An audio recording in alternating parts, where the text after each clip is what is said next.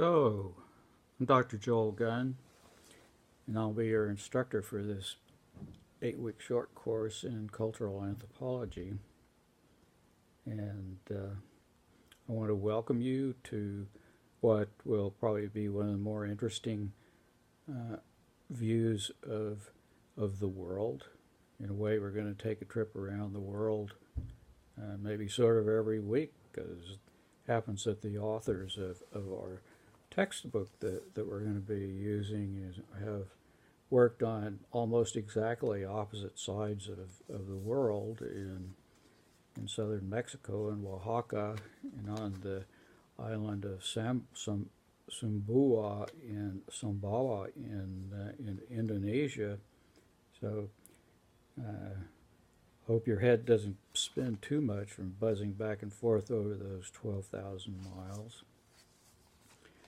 More importantly, we're going to be looking through what kinds of concepts cultural anthropology runs on, and so looking at the table of contents, the way I see that they have this book, which I selected because it has, it's a very short, as it says, introduction to cultural anthropology, and it has the right number of chapters, basically, for what we're going to be looking at, except we won't have time to run over the last one, which is kind of on the individual and culture, and you may be interested enough into that if you're kind of psychologically oriented to try to see what that's about on your own.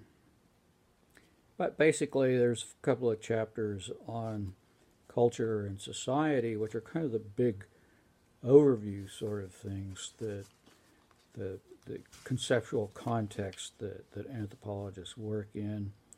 And then after that, we're going to go into families, states or nations, might be a term you're more familiar with, tribes and nations. And then we're going to go into material things and religion, which are kind of two sides of the economic coin in the anthropological point of view. And as you can see, I've been spending a lot of time with this little book recently. I got it all tabbed up here for quick references and everything. And the plan is that the book itself is not very large, and it doesn't give you a great deal of detail on what anthropologists do and what they think about, but it does provide you enough to sort of give you a perspective on, what's the glue that holds anthropology together, and this little book is going to be the glue that holds our understanding of anthropology together. And then I'll give you some other readings out of articles and magazines and stuff that'll help you get into more detail when you're inclined. So I'm looking forward to this, scurrying around the world.